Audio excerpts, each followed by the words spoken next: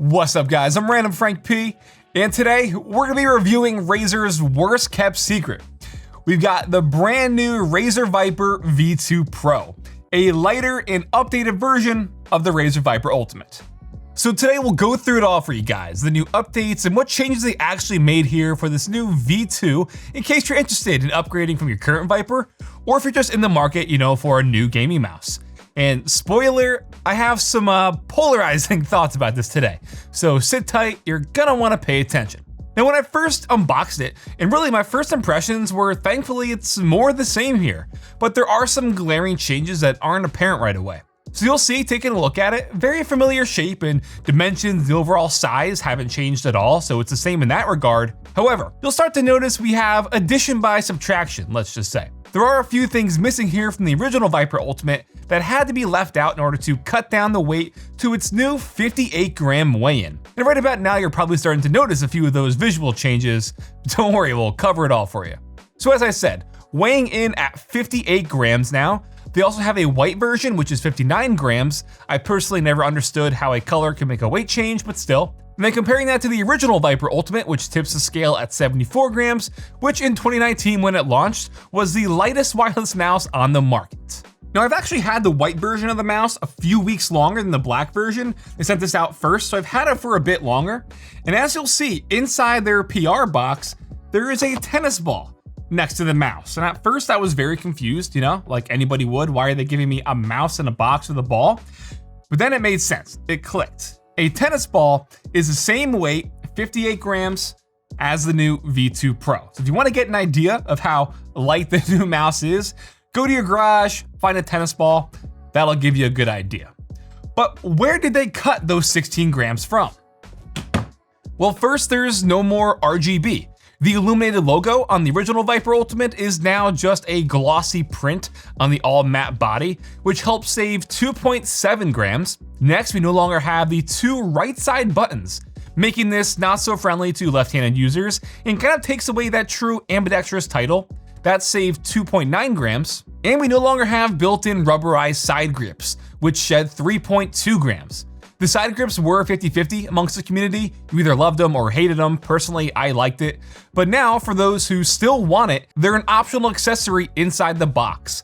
Included, obviously, is your charging cable, which is USB-C, which means, yes, the V2 is now USB-C instead of micro USB. And they have that same sort of dongle extender with the hyperspeed USB receiver. Then also inside the box, along with a bunch of their documentation and the sticker, is the set of rubberized grips with both the left and right side grips, as well as an optional set for your left and right clicks as well. Another quick note about those side buttons, they are now slightly more pronounced now instead of how flush they were on the Viper Ultimate. You can see they stick out just a bit more, making it easier to actuate. But all those reductions still leave around 7 grams unaccounted for. And internally, there are structural modifications they made to the shell to cut down on the weight, but to still keep it, from becoming flimsy. We do also have an upgraded battery from 70 hours to 80 hours now. However, I have a feeling most of that internal weight difference comes from the lack of wireless charging. Flipping it over, you'll see we no longer have the magnetic charging pin cutouts, which also means there is no charging dock. Now, I will say, even though the charging dock was hit or miss over time, getting it to connect spot on was definitely finicky, it was still just nice to put it on the dock overnight and come back the next morning to a fully charged mouse. And the wireless charging was one of the things that made the Viper Ultimate, if that makes sense. And underneath, you'll see there's a few more changes as well. On the V2 Pro, there's just one button now for both the power and the DPI toggling, whereas on the Viper Ultimate, we had the power switch, and then above that was the DPI toggle button, so we had 2 versus 1. And as a result now, underneath the scroll wheel on the V2 is an LED indicator. This lets you know when it's powered on, shows the battery status, and what DPI setting you're at. And also, as you probably noticed, we now have a different feet shape underneath. They're the same material. On the Viper Ultimate, you can see they're more squared off, where now on the V2 Pro, they're rounded, which will give it a better glide. And then lastly, before we move on, the V2 features their new Focus Pro 30K optical sensor, giving this a bonkers rating of 30,000 DPI. Just super, super unnecessary. And I polled you guys, and I saw that nearly 80% of you'll gain between 200 and 1200 DPI, with the main chunk being 60% in the 800 to 1200 range. So is 30,000 necessary? I don't think so. They said it has, better tracking with AI, which is every company's favorite buzzword now. But perhaps the more appreciated change with the new V2 Pro comes with their Gen 3 optical switches. These have a 90 million click lifecycle and have improved tactility, they said, although I will admit it's not a world's difference to me. Now, I'll also admit I spent way too long doing an A/B test with an electric toothbrush to see if the switches were improved for actual input speed. And this little toothbrush concoction pretty much showed me that they're not faster or anything. I averaged 9.8 clicks per second both on the V2 Pro and their Viper Ultimate. And just as comparison, I usually get around 6.9 clicks per second manually, but still possible of super quick clicks. If you want to hear them, I'll do a sound test for you.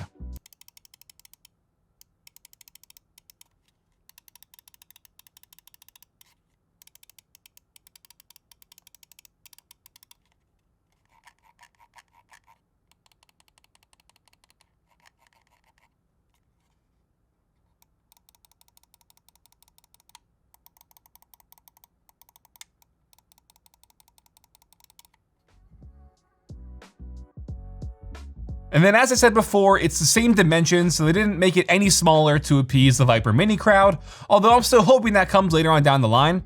But at the same time, since I've used this regularly for the past 2+ years, I'm happy the shape isn't tweaked at all, since I'm just so used to this at this point. I'd say since its October 2019 release, I've mained the Viper Ultimate probably 90% of the time since. So the big question, how has gaming been? How's the overall performance? Is there a night and day difference? And my first reaction was no, not really. It wasn't until I went from using the V2 for about a week straight back to the original Viper when the V2 was charging, that's when I noticed the weight difference. At the end of the day, 16 grams is a lot to cut down on a mouse.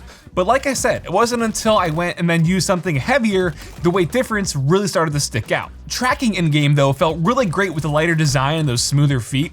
I think personally, that's the major change I noticed, better for tracking in-game.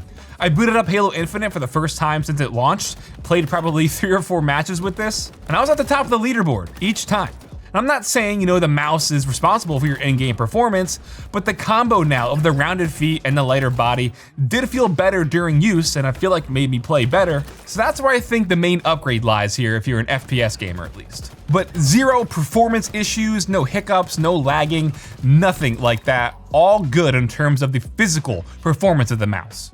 So that all sounds great, Frank. Where are those polarizing thoughts you hinted at in the beginning? And let me say this. The new V2 Pro does not feel pro to me.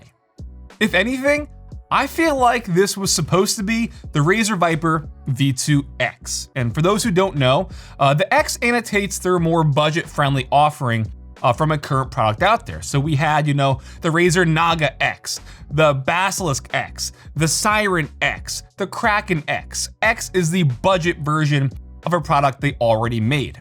And that's what this feels like, because we have less features. We went from 8 buttons to 6 buttons, RGB to no RGB. And admittedly, I don't care about RGB. I think it's pointless as a mouse as it is, but still, one less feature. And there's no longer a charging dock with wireless charging. So what's the pro here? Where is that pro coming from?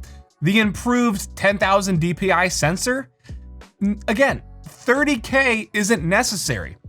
Is the weight supposed to make this pro? Those 16 grams, is that what's pro? Now, I say all that to say this. This is $150, which is the same exact price the Viper Ultimate launched for with the dock. So we have the same price for admittedly less pro features. This should have been $79.99, which by the way is exactly what the Viper Ultimate with the dock is going for right now. Nearly half the price.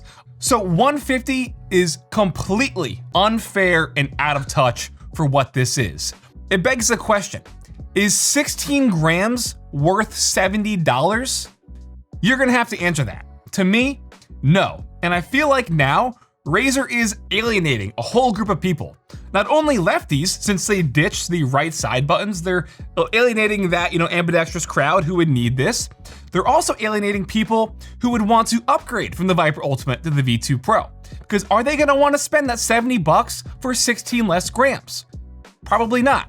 And they're also alienating a group of people who may want to get into the whole Viper lineup because they're gonna see $79.99 for the Viper Ultimate with the charging dock. And they're also gonna then see $150 for the V2 Pro, a mouse with physically less features. This should not be $150. It should 100% be $100 on the maximum range, but it should be $79.99 to appeal to such a wider range of people that probably in the end would make this sell better than it's going to, which probably means this is gonna be on sale pretty soon because they're gonna see that the demand for this, while it's there, is probably not as hyped up right now as they think at this price. Again, it's a great mouse for what it is. I had no issues with it. The cut down weight and shell feels great for gaming, but not $150. To me, 16 grams is not worth a $70 upgrade. I'll even boldly say this to you guys. If you're watching other reviewers today, and they're not making it so obvious to you that this Pro mouse is not Pro at all for the price, if they're giving this a glowing recommendation for $150, you now know who's full of BS and who to unsubscribe to. That's all I'm saying. But regardless, that'll wrap it up for my review of the new Razer Viper V2 Pro. Hope you enjoyed. If you want to check it out still, I'll have it listed for you in the description down below. If you like this review, give it a big thumbs up, show your support. Feel free to follow me on Twitter at randomfrankp. And lastly, if you haven't already, hit that subscribe button. Hope you all enjoyed. Have a good day. So where did they cut those 16 grams?